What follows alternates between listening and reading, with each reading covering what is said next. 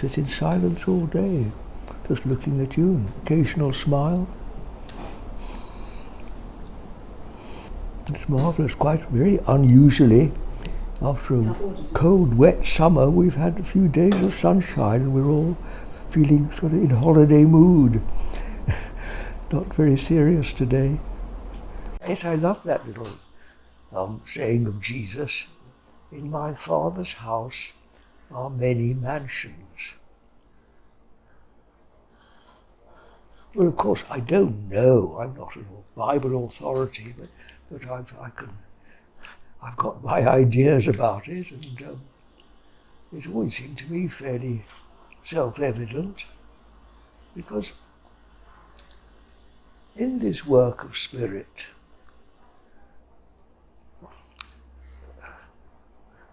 the one thing we can say about spirit is that it's infinite. It has no end. Therefore, how deep can we go into spirit? Do we just dip our toe in the ocean? Or do we dive in completely? And once we're in it, yes, how deep do we go into it? And if we think of this phrase, the love of God, which is often used quite casually, really, what really do we mean by that? We all have experiences of love, and some loves are deeper and more meaningful than others, aren't they? I might say, I love this particular sort of tea that I order when I come here. Others of you love espresso coffee. So there are many levels and measures, aren't there, of what we ever might guess might be the love of God.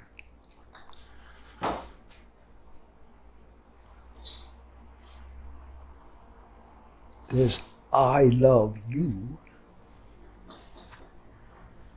How does I love you measure up to the love of God? Is it a smaller and more conditioned version of the great big universal love? Can we even have any sense at all of what that might be? Does it mean I love you as much as I love you, as much as I love you or you?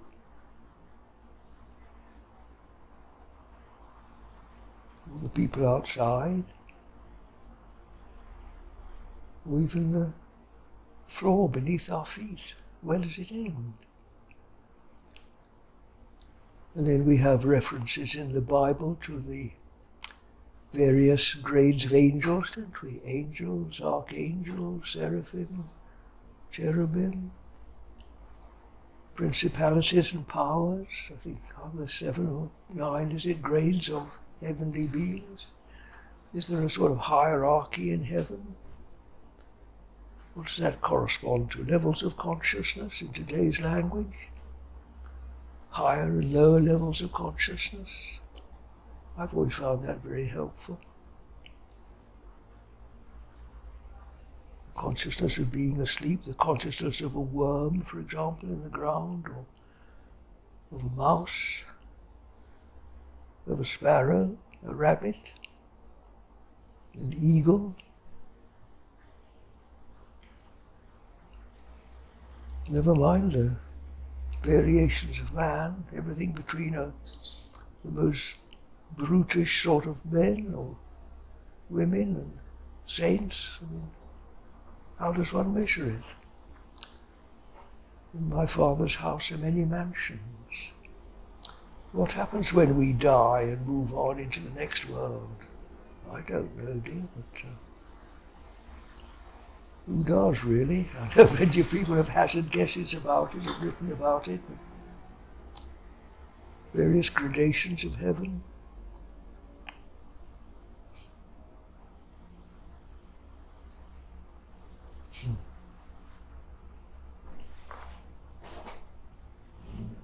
And I can't speak with authority on these things, but I was very well taught at a school of meditation, which introduced me to all this, and we were told to consider our own experience, talk from our own experience, and I do trust that much more really than going to look it up in Wikipedia or something. What do I know about it? Well, what seems to me in my own common sense when I consider my own life, people I know. Some people obviously seem closer to God than others, don't they? Maybe I'm wrong, maybe human judgment isn't right, but that's how it seems, doesn't it?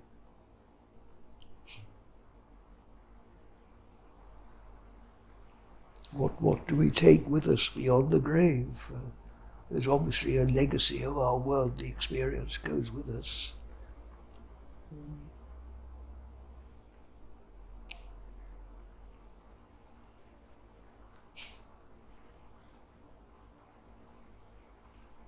If you take the view that if you accept Jesus you're saved, well, okay, but are there gradations of that? Why are some people called saints and others not? Think of yourself as a little child, and how you grew up through your school days, and you began to think about life, and you began to read your first books, and so you became interested in this whole spiritual work. You made the effort to come and see me and talk to other people and listen and meditate. And little by little you have grown, haven't you? You've grown in understanding. You've reached higher levels of consciousness. And then you meet someone that hasn't even started, never even considered these matters. And you realize that at least in this respect, if not in others, you know more than they do. You've had more experience. So it's we ourselves really that make these levels of consciousness. Does the sun change? The sun's always the same, isn't it? But sometimes we see more of it, sometimes we see less, so our perception of the sun can vary.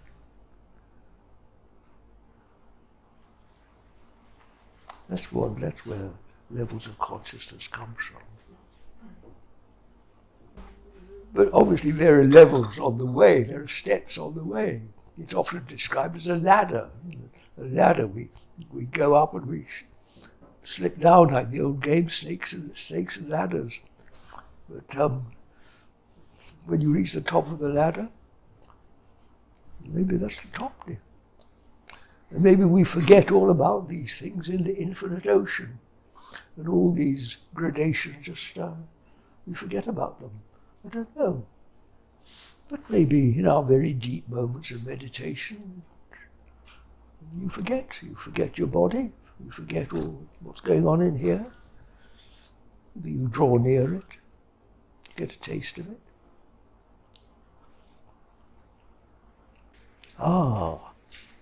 That may bring us on to this very interesting word, pure.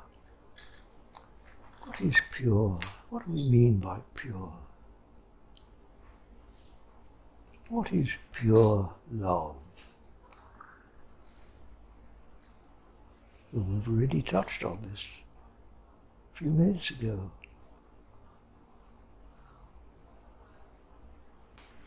Wow, love without problems. What a dream come true.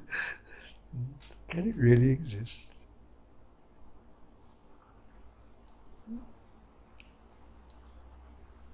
You know, in this moment now, just looking at you and looking all around this table,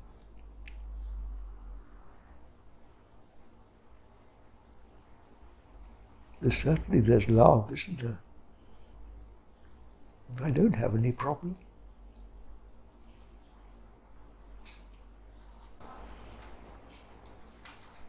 So we may get a taste of it, maybe.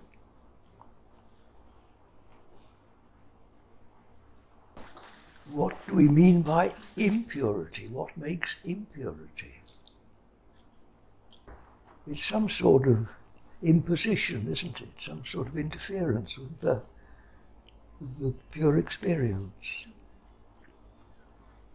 Well, let's just consider a little bit, all right. Pure water. No. If there's a duck on the water, and the duck sort of flaps its wings, for example, and created a bit of disturbance, does that create impurity?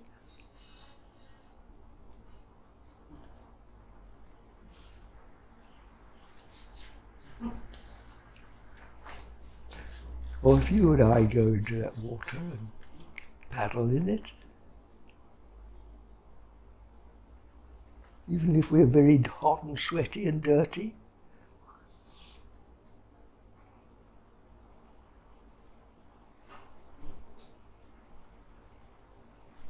well, I'm going to get myself and you tied up in a knot if we proceed along this way.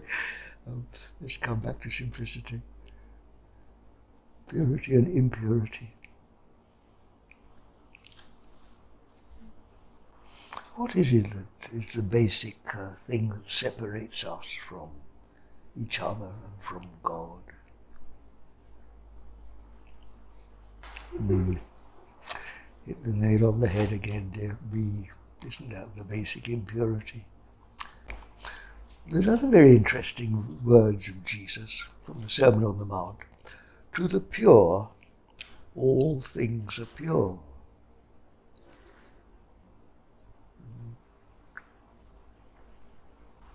And then, again, blessed are the pure in heart, for they shall see God.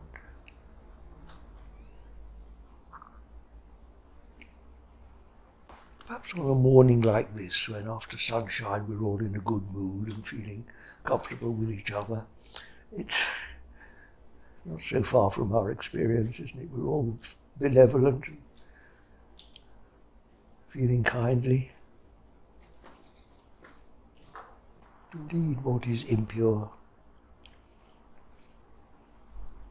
When we really are full of love and goodness, we can embrace anything and anyone, can't we? Warts and all. And when we're not like that, then we can't bear them. It's extraordinary, isn't it? How much depends on our own state of mind.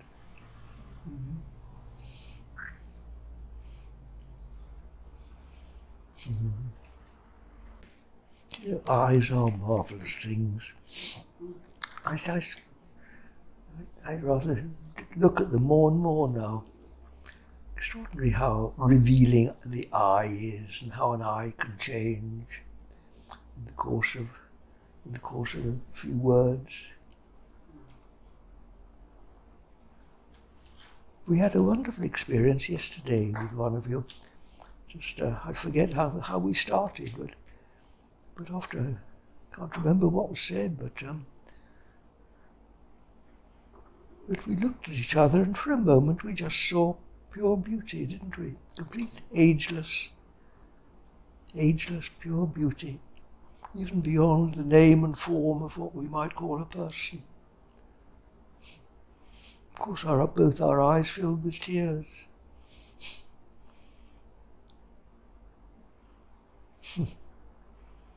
Next thing, we fell into each other's arms. What else can you do?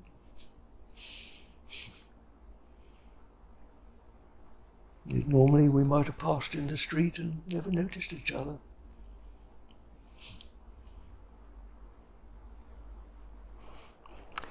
Is it me or our identity, our attachment to me?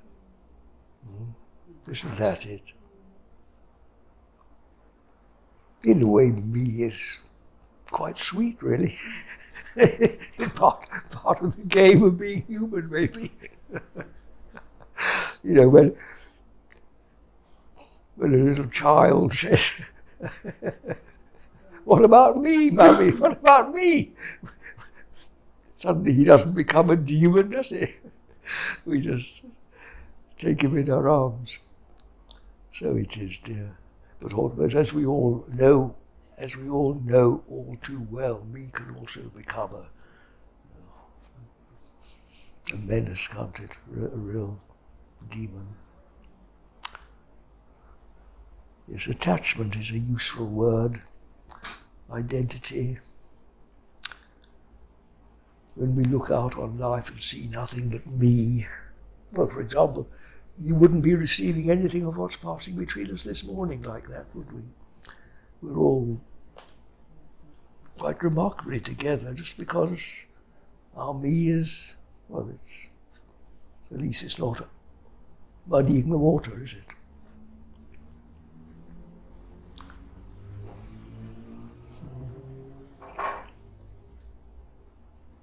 When somebody asks me, what do I think? It makes me a bit nervous, dear, because I don't trust my thoughts or anybody else's.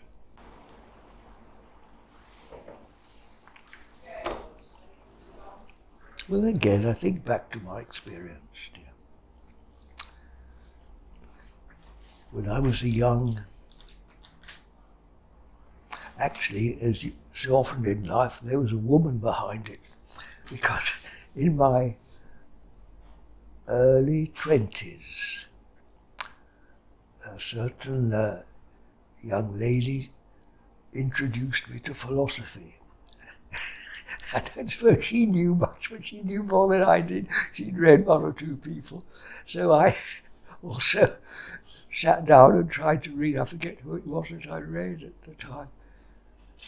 I certainly didn't understand very much. I got myself quite tied up in knots.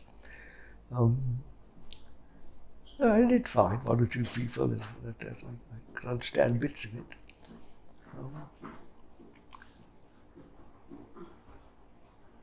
Strangely enough, the person that I had, the first of my philosopher friends was, I discovered the Russian thinker Tolstoy. There wasn't so much a philosopher, but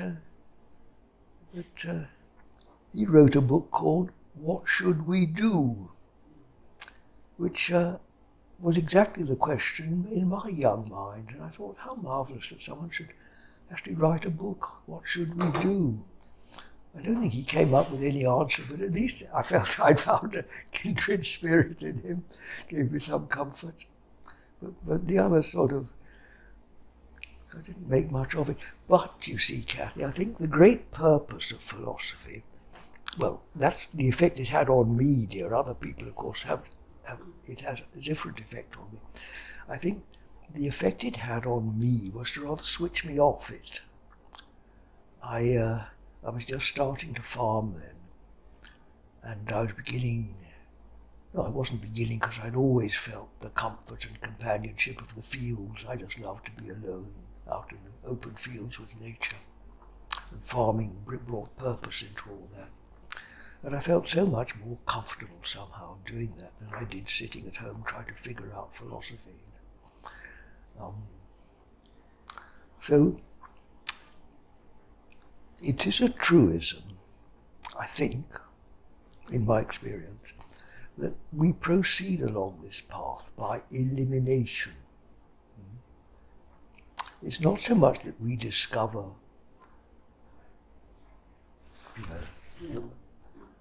that you either get bored with or you've had enough of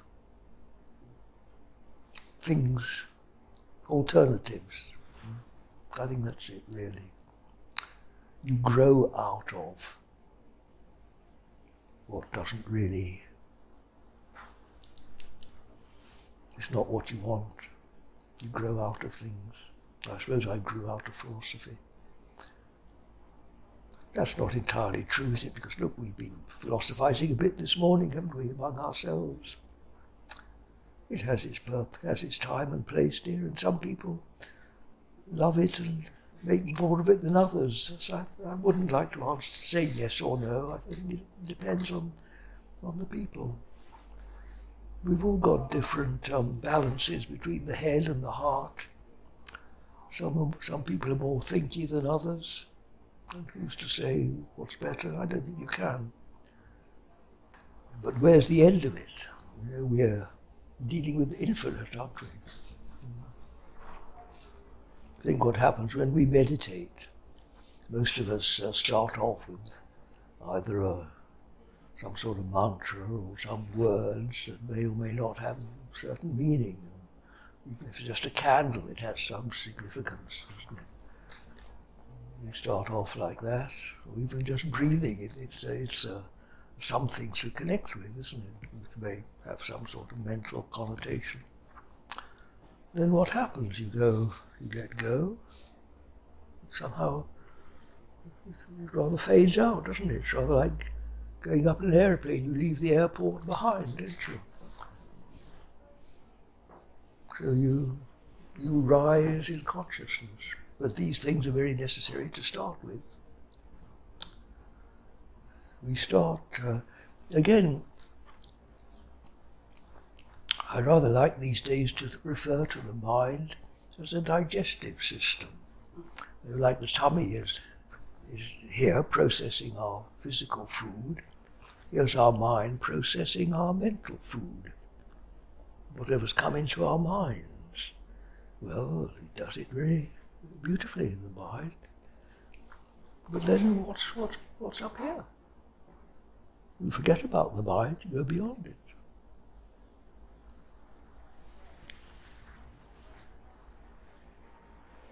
Look, darlings, you're all looking at me now.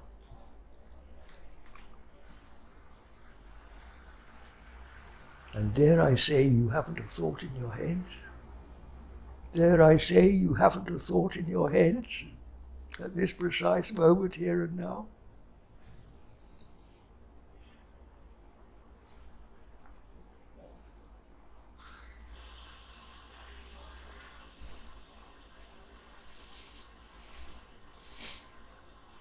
But all these books we've read, they've served their purpose, haven't they, in bringing us together?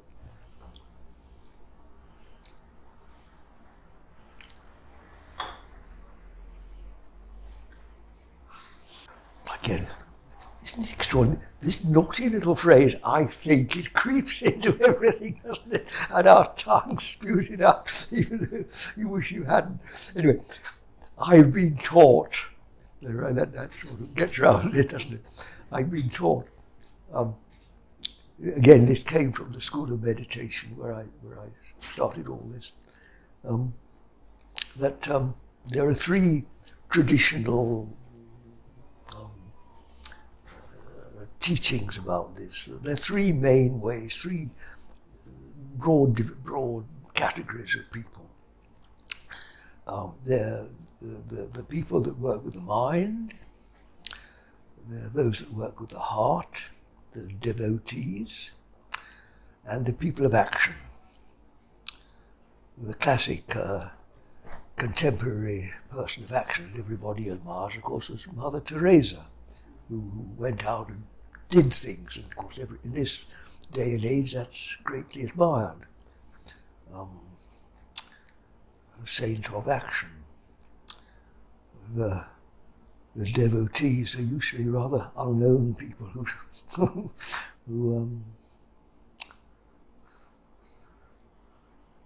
don't make much showing. Of course, YouTube is full of learned people who present mental approaches to this work. And of course we're all a blend of all three. There's nothing fixed, but it's quite a useful way of defining or understanding ourselves.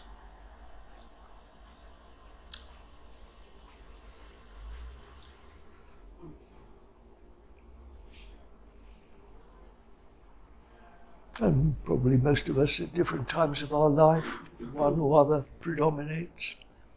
Then maybe we move on, something happens to us. Who can say?